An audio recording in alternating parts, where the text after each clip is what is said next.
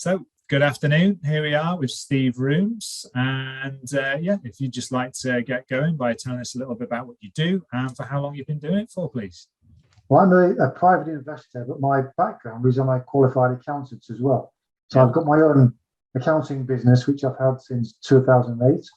And over the last sort of 2.5 to 3 years, I've then moved into mergers and acquisitions as well. So I've purchased a number of businesses during the COVID period to bring me to where I am today. So currently in the process of putting a group of accountants together, where we're trying to do something a little bit different with accountancy.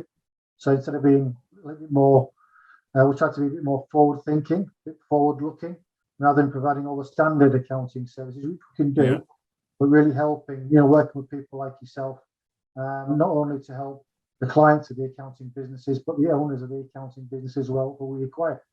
Okay, brilliant. So you mentioned COVID there and buying some businesses sort of through COVID. What was the biggest impact that had on the business for you?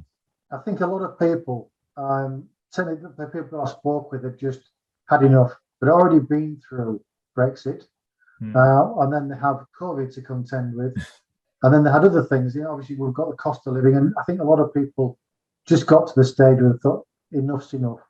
My partner's constantly asked me to retire and take a backward step, and I think it's brought a number of people into the market to look to sell. Or setting up for an exit strategy in which we can help them with, whether it's an outright acquisition or whether I take a smaller stake in the business and help them to get a better exit at the end of it. Great. So, on top of that, were there any sort of other actions that you've taken within the business, one or two, because of the pandemic that you're, I suppose, taking forward, and how are they working? I think it made everybody look at the business models that they had, didn't it? And during that time, I'd started to work with a business partner on the accounting side. It's because I had a couple of ideas. The thing with accountancy, I can say this because I'm an accountant, we're not the most interesting of people. And we're not very good at marketing ourselves, are we? And, we needed to do something a bit different. So if you look at some of the tools of our trade, you look at things like Xero. Xero is a fantastic online accounting tool, but it's really starting to commoditize the way that we produce historical data. So if you want to add some value to a client, you've got to do something a bit different. And I think COVID, there was a period of time when the consulting work that I was doing with clients, we couldn't do because a lot of the clients didn't have the budget for it because they didn't know what's going to happen next. Yeah. So I took that time to sort of take a step back and look at what was I doing currently with the business, but what I wanted to do and how I would change the way that we approached it. So it was a good opportunity. In some respect, it was a good opportunity. Yeah. I'm speaking to other business owners through this. There seems to be, obviously there's one side of it where it's, been pretty horrific for certain aspects of it, but then on the business side, there's been lots of opportunity as well to change for the better. Yeah. So it's interesting.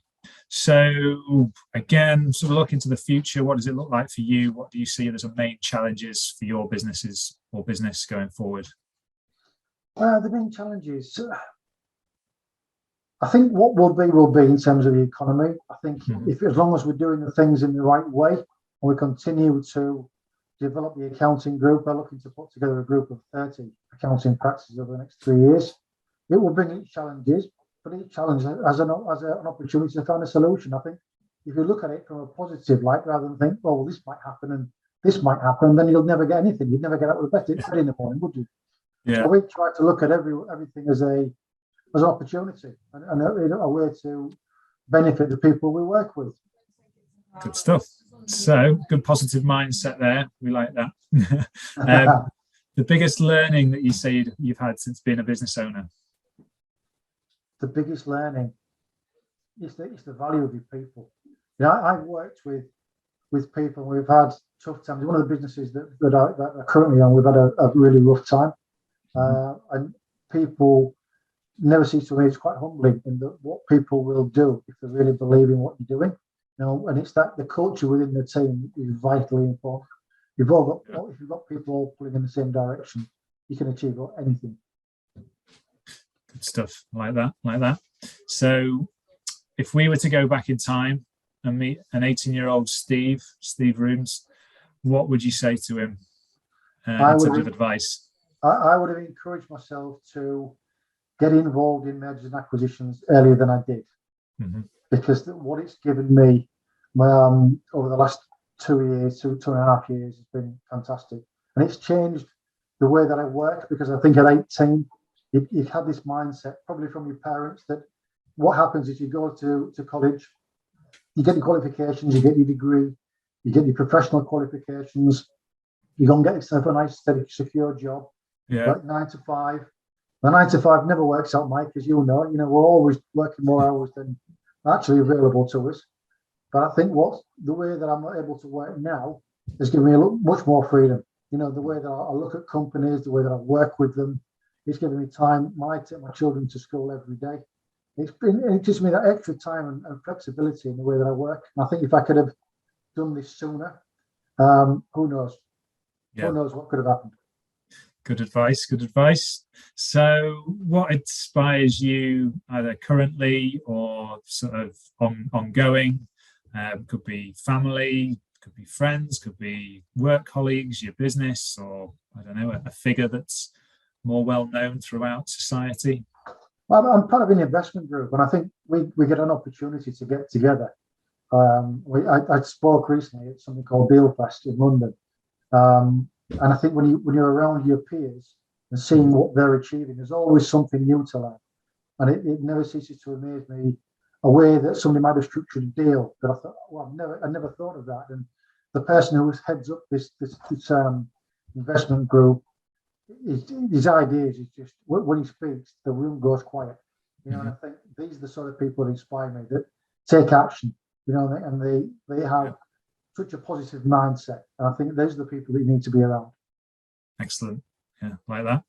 So lastly, any sort of latest news about your business, or sort of offers or aspects of sort of value that you may want to mention about your business and what you do? Yeah, one of the things that we're doing at the moment, I'm currently rebranding. My old business name was Know How Accountancy. We've rebranded that to Profix. It's a lot shorter for a start. There's a new website just being completed, and within that we'll be offering a number of new services for clients, including things like SAS, one of the new pension structures, working with clients in a different way. We've got some new software we're introducing. So I think within the new website, there'll be things there where we can help hopefully add a bit more value to people. Good stuff. All right, brilliant. Well, thank you very much, Steve. That sums everything up. Great for you to join us. Thank you. You're welcome.